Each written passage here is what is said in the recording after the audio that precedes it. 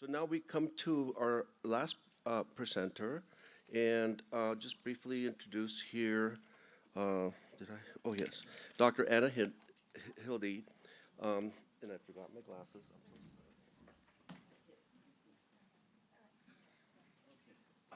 Apologize. Dr. Hilde is a graduate of combined medical doctor, master of public health program at OHSU, and then completed general psychiatry training at the University of Hawaii, where she was a chief resident. She returned to Portland for her child and adolescent psychiatry fellowship. She has worked in community mental health with a focus on youth with substance use disorders and outpatient, intensive outpatient and residential settings. She currently works for the Confederated Tribes of Grand Ronde, providing mental health and addictions medicine care at their opiate treatment program, Great Circle Recovery. She is the medical director of Haven Counseling Collective, as well as an affiliate faculty in the OHSU Child and Adolescent Psychiatry and Addictions Medicine departments, with involvement in the OHSU Addictions Medicine ECHO on substance use and adolescence. So let's please welcome Dr. Anna Hilde.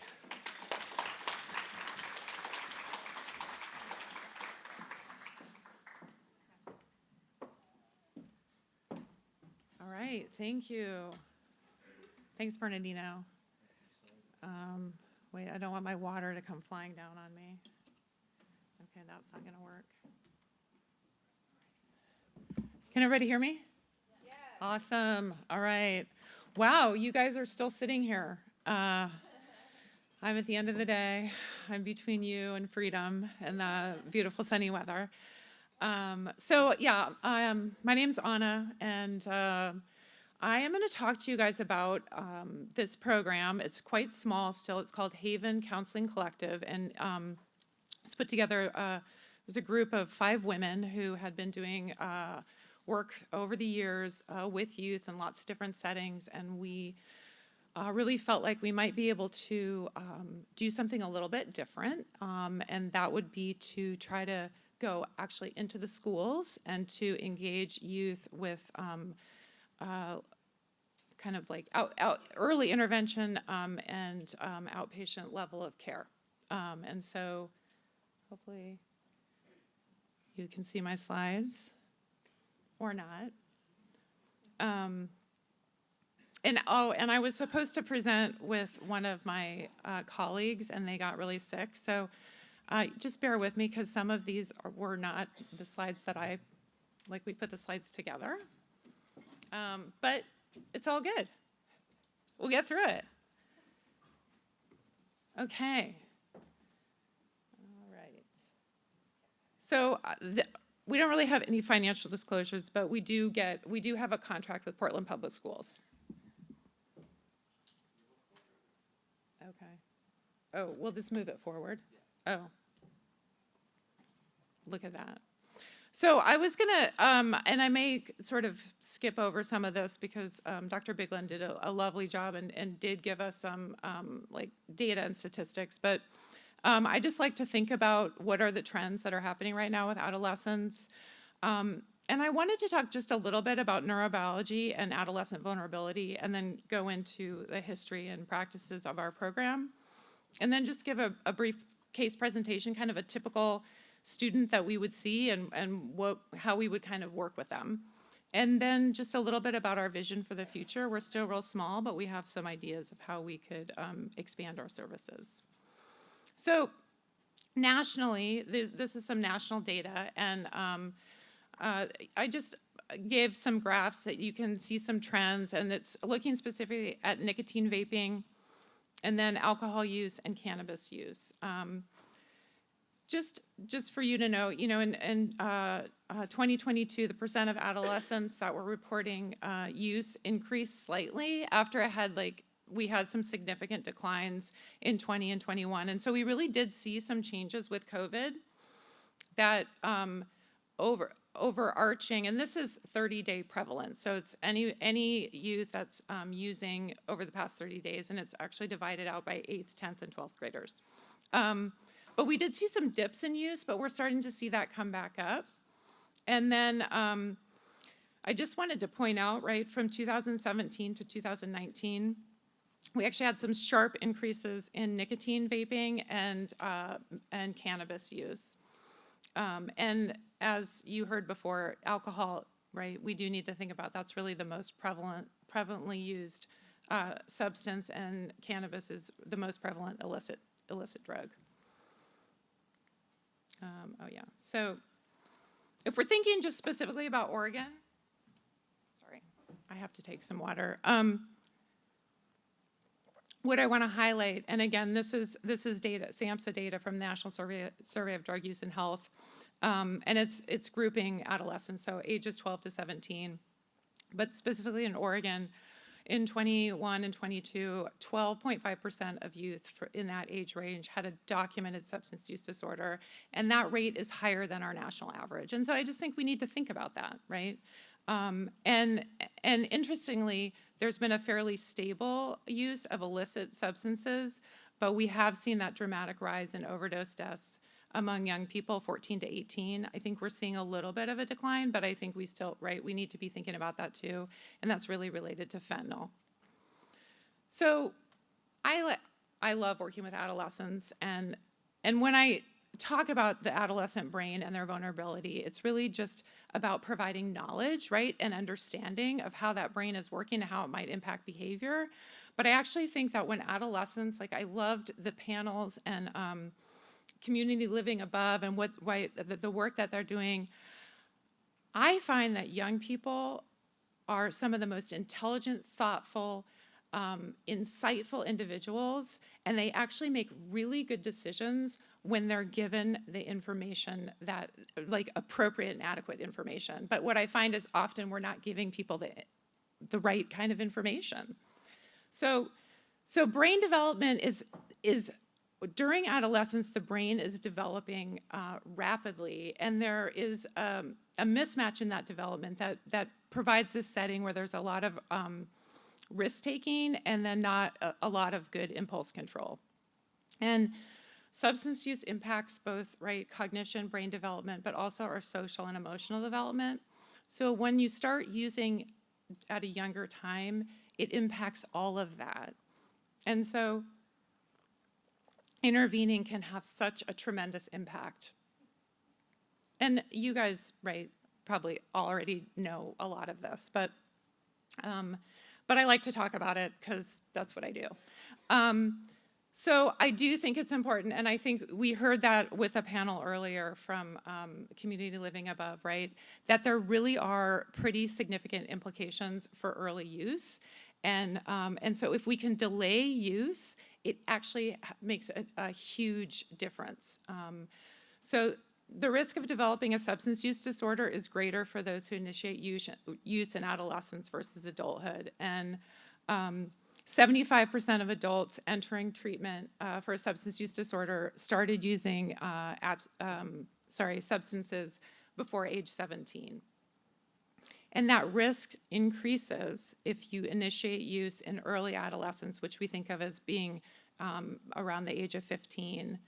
And even earlier onset, and I do see youth who come in who are using age 11, even below that age, right? And so it really is associated with use of more than 2 substances and a much higher proportion of co-occurring disorders. So I just love to put up this cartoon because it's a cartoon, but I think it is often really real for those of us that work with adolescents or have a young person in our home. I have an 11-year-old daughter, and so this is quite personal to me too. So the teen brain is different, and like I said, there's this huge amount of neuronal development. So the neurons are developing and moving and creating, and there's also a lot of pruning that's happening. And so it's really much more vulnerable to stress during these developmental changes. So what is actually happening? So this is actually a real brain, and you can see right down there near the brainstem is what we call the amygdala. And the amygdala is like our emotion center. It's super, super reactive.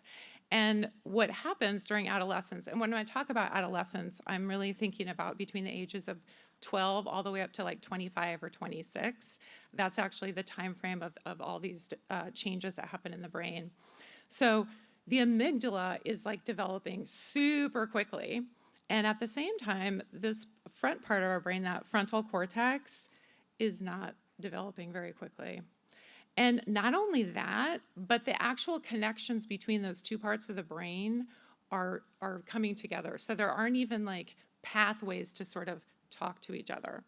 And so this is why you see young people who, right, are risk-taking, maybe just highly impulsive, having, right, a hard time stopping, pausing with impulse control. And what we even see is that it can impact the ability to change behavior. And so, yeah, like I said, it's this really high reward seeking and super poor impulse control. But again, it doesn't mean that you can't make good decisions and choices. It just means your brain is really going through it. So on top of that, and you guys already heard me ask a question earlier, because this is really important to me. The majority of adolescents that meet criteria for a substance use disorder have psychiatric comorbidities. And what we've learned is that youth that have an untreated comorbid psychiatric disorder have much poorer outcomes. And so what you'll sometimes see with adults is, right, adults will be using and have a substance use disorder, and they may go into treatment and have very high levels, right, on a symptom scale of depression and anxiety.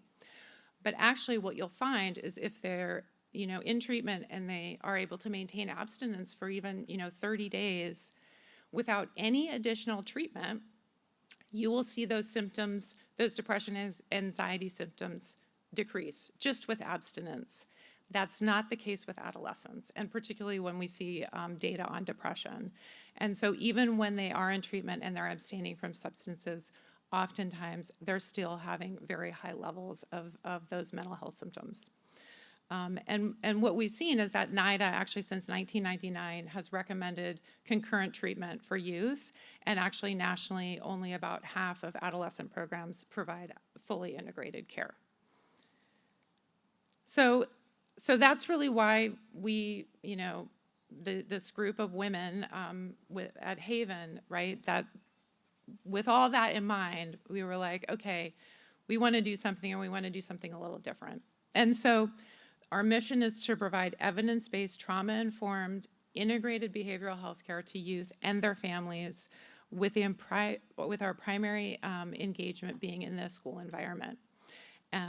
We really believe, right, we believe adolescents and young adults are like our greatest asset, and we need to do better for them, and we really do need to do better for them in this state. And so there are some amazing programs, and but you heard like with 4D, right, they are providing transportation. It's really challenging, right, that aspect. So how do you actually get young people to be engaged, right? And so we were like, well, we need to meet them where they're at.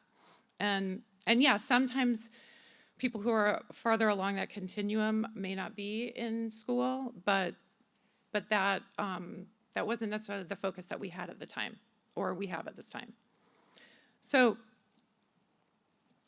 thinking about the history of our program, it actually started in about 2018, and one of the co-founders that was going to be here, Ashley Cohen, built a pilot school-based substance use program at Benson Polytech.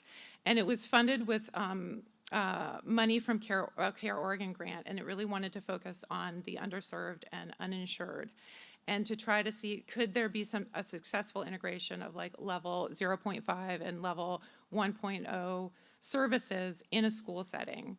And so she developed this program, and students were identified either by their counselors, or if they had sometimes disciplinary referrals.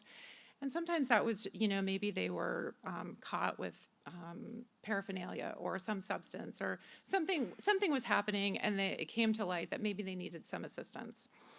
And so it actually was quite successful. But in March of 2020, right, we had COVID and everything went virtual. And so it became really hard to identify youth that were needing support. The program continued, but really had some limited capacity. And then eventually the funding ran out in June of 2020. But Ashley continued to work at Benson just to provide some psychoeducation and like treatment readiness services.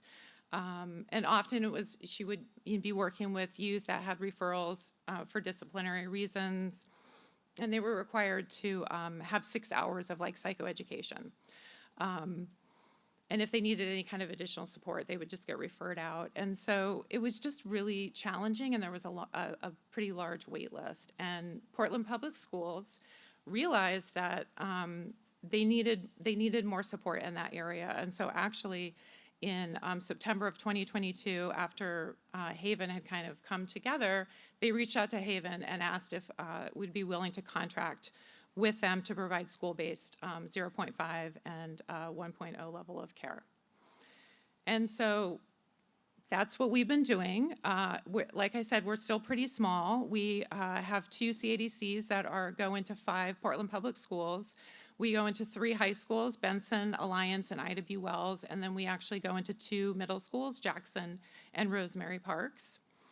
And so we have this kind of early intervention piece. We offer kind of these early intervention services through classroom presentations and some individual sessions. And we actually do some district-wide presentations. We then have this, level 1 outpatient services that we offer to clients who get identified from their counselors. Sometimes they're self-referred. Sometimes it's a disciplinary referral. And everybody gets an assessment, and then if they fall within that level of care, then they get those additional services. And on top of it, what we've been able to do is work with a group of licensed mental health therapists. And so we have this network and this pathway. So if we identify somebody that also needs additional mental health care, then we refer them to one of these mental health therapists that actually engages with people virtually. So really we're trying to figure out how to see people in person, but also, where they're at, but bring the services to them. So like I said, we have this early intervention level of care. And usually, so somebody comes, right, they get identified, they'll get an ASAM. And so, right, if they're at a 0.5 level of care, that means they don't actually have a substance use disorder, but they may be, right, engaging in some kind of risky behaviors. They may be using, right, substances. They're experimenting, but, right, we want to address that. And so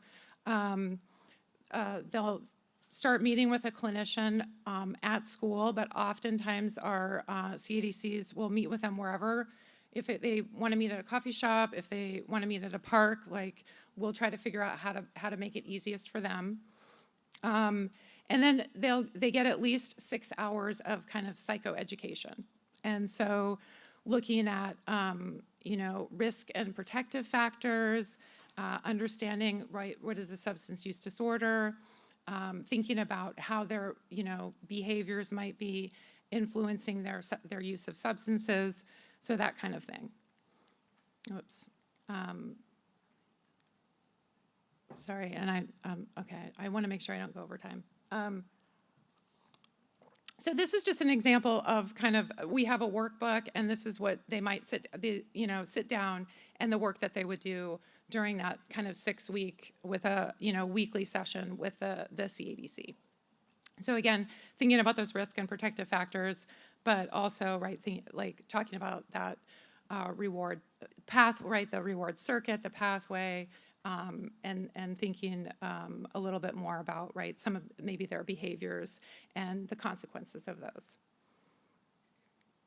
And so then we have our level 1 outpatient, and so someone that, right, meets criteria for level 1 services actually does have a substance use disorder, and so oftentimes people will be engaged in care anywhere from like 3 to 6 months, and they'll usually meet weekly to every 2 weeks with the A&D counselor, and then if they need additional mental health support, then they would get that. And we use a lot of motivational interviewing, right? Trying to help them, move along that continuum of readiness to change. And right, they really, it's individualized, and so each student that they're working with is going to identify, right, what goals that they have, what maybe they want to work on, what they want to change, and then if it's determined that they've met those goals, then they'll be discharged from care. And this is just kind of showing a little bit more about some of the work that they might, at a level 1 services, some of the work that they would be doing with the CADC. So I just wanted to go briefly over, and this is not a specific example or client that we worked with, but this is kind of amalgamation and something that would be typical, right? We're really seeing people on the right along a different continuum, right, than you're going to be seeing in an intensive outpatient or residential, or right. But so this is a 15-year-old African-American female. She goes to school at Benson.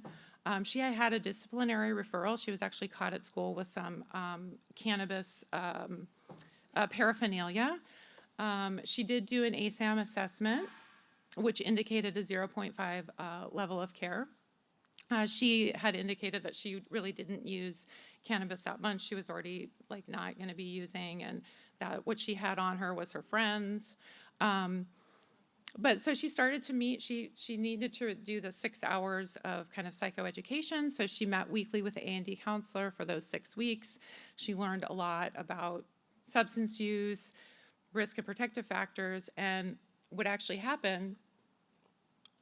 And honestly, it's really interesting. This happens a lot.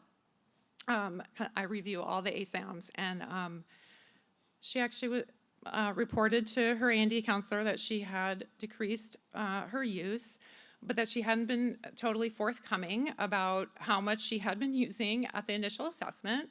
And she actually really wanted to take some action around more of her use, and she didn't want to stop. She had those 6 sessions. She could have totally stopped. She could have not said anything, but she was like, you know what, I actually want to keep meeting with you, and I there's some other goals that I have. And so they did a reassessment, and she actually met criteria for a level 1 services. And so they started to meet, continued with those meetings, and eventually kind of through that work, and they met weekly, sometimes every other week, realized that there was actually a lot of underlying anxiety and depression that had been leading to some issues around social engagement that was really leading to some of the substance use. And so a referral to one of the mental health clinicians was put in, and so then she started seeing one of the mental health clinicians virtually, and was able to work with both the CADC and the mental health therapist over about 7 months, a little bit longer than sometimes we do, but had identified several goals, was able to meet those goals, really engaged in some cognitive behavioral therapy, skill building with the mental health therapist, and was eventually discharged from care. And so, right, and so we see, this is kind of typical, we also see people that come in that are assessed at a higher level of care that need to really be referred out, right? And we have seen people that are coming in using fentanyl, right? And so clearly needing something a bit more than maybe what we can offer. How am I'm doing okay. I'm doing okay, right? Okay, awesome. Okay, awesome. So we do have a vision for our future. We want to grow. We know that there are lack of services for our youth, and so that's what what I listed. So we're really hoping for some school expansion. Really thinking about creating more collaborations with alternative high schools and some of the recovery high schools. And even thinking about some of our neighboring counties, and then. But I think what we'd really like to do is start integrating into middle schools.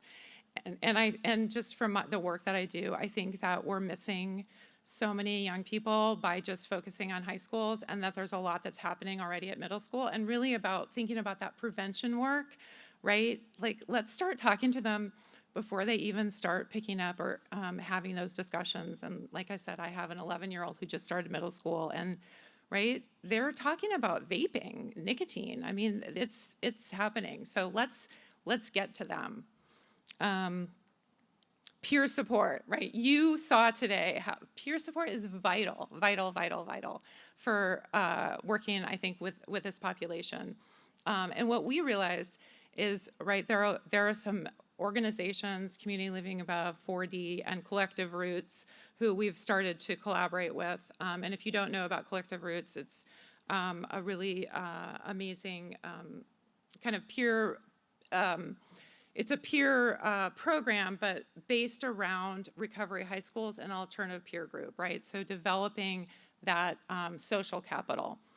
And so we really want to support these organizations that are doing this great peer work and to collaborate with them and see how, can we start bringing some peers into the schools with us? Because I just think that would be fabulous. We'd really like to expand, I would personally like to expand and start providing psychiatric assessments, medication management, thinking about both in-person, virtual, but even thinking about going into the schools to do some of that, and then starting to integrate medication-assisted treatment and medications for opiate use disorder, and if I could, really even doing some outpatient withdrawal management. And then eventually we'd really like to develop a youth co-occurring intensive outpatient program. I think what many of you probably know is that we need a continuum of care, right, where people can move in between, because that's how it works, right? You may need to be up here, you may need to be down here, and that's okay, right? That there's always movement in recovery and in treatment, and so we'd like to help promote that. And we even, think about if we're in the schools, we may actually be able to identify youth that need a higher level of care sooner. And so those are some of our hopes. Yeah, and that's what I have. I think I have some time for questions, and I forgot to say this, but it is actually really important to me. I'm also a person in long-term recovery, and so this is like very personal to me, and I'm just so encouraged to see all of you here, and that like staying till the very end, because we need all of you. Like we need we need a team, and hopefully we can really change the framework of how we're taking care of our young people in this state. That's all I got.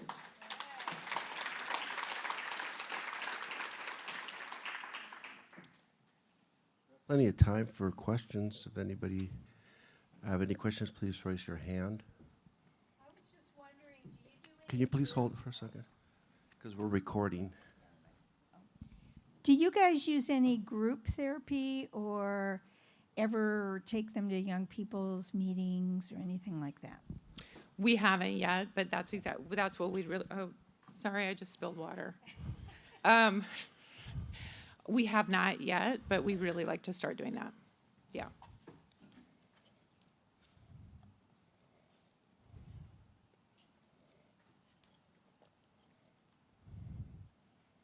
I know it's like time to go outside, isn't it? Yeah. I have a question. Yeah. So, I know you've started like 21, 22 around there, and then I know that there's been kind of a push toward, and Dr. Bigland touched upon it, evidence-based practices for school-based prevention, treatment, mental health, co-occurring, that kind of stuff. And how, in regards to this programming, where does that fall within that evidence-based? Yeah, I think sort of thinking about using evidence-based practices in terms of like the mental, the assessments that we're doing, both mental health and A&D. Like we're not really doing those, like that Dr. Bigland talked about, those programs, although we do, like when we're working with families, some of the family therapies that he had mentioned, we do recommend that for people, and I'm trying to think. Sorry, I totally lost my train of thought. but I think it's both really trying to integrate the mental health treatment with the A&D treatment is part of what we're trying to do in terms of evidence-based practice, and then some of the actual skill building that we're doing and the therapies that we're engaging in, but not necessarily a lot of that prevention work, which I think was phenomenal and we need to be doing more of. Yeah, thank you. Yeah. Any other questions? Okay, thank you. Question? I was wondering, are you guys planning on opening up any other places or just having the one?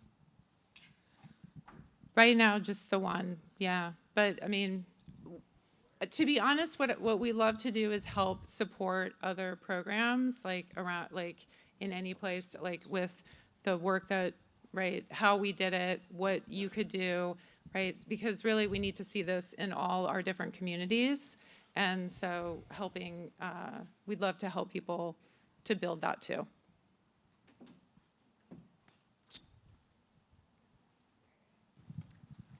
I was just wondering where you are in the process of implementing MAT for either OUD or even for AUD. Yeah, so we haven't, so that's probably going to start at the beginning of the year. Yeah, we haven't gotten to that yet.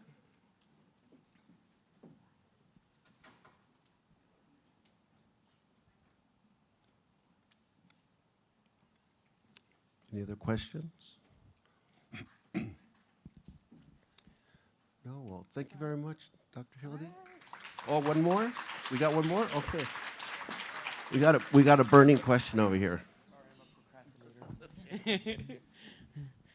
Hi, so I have actually a question for you. With all your history in this field and all your experience, what do you feel is what we are missing? What particular thing can change how everyone communicates about these things, because there's treatment teams that don't communicate with each other, and all of these different facets. So what do you think needs to change? What's the key thing? Yeah, thank you for asking that question. I really think that there's a few levels to that, but creating a robust youth behavioral health system has not been a priority in the state, and that it needs to be a priority. And I know that and I know that you can't just have money come out of nowhere, but I've been really disappointed in kind of the lack of resources to really think about building that. And we need a system. We really need a system of care with all those different levels. And we need a way of communicating. Because I've actually, part of the work I do is I teach an ECHO, which is just it's a 12-week course on substance use in adolescents that's through HSU, and you can join virtually, and we do different sessions. But what I found, and we get people from all over the state, and what I found is that people don't even know about what is available in their own community for youth. And so we actually started just this, and actually I reached out to Bernardino at one point, and because I was like, how can we get this information? Like, people just don't even know. They don't even know where to set, right? What is there? What's available? What are people doing? I mean, I just found out about an IOP program that's here in Eugene that I had no idea about. And I make it my business to know about any program in the state. Like, so I was just like, are you kidding? That's amazing. Like, we need to know this. And so I do think we need to have a way of, and maybe it's through OHA, but having like a specific department that's really helping facilitate those communications and those different levels of care. And I mean, I could go on and on about this because I have lots of ideas of the things we can do. Bernardino's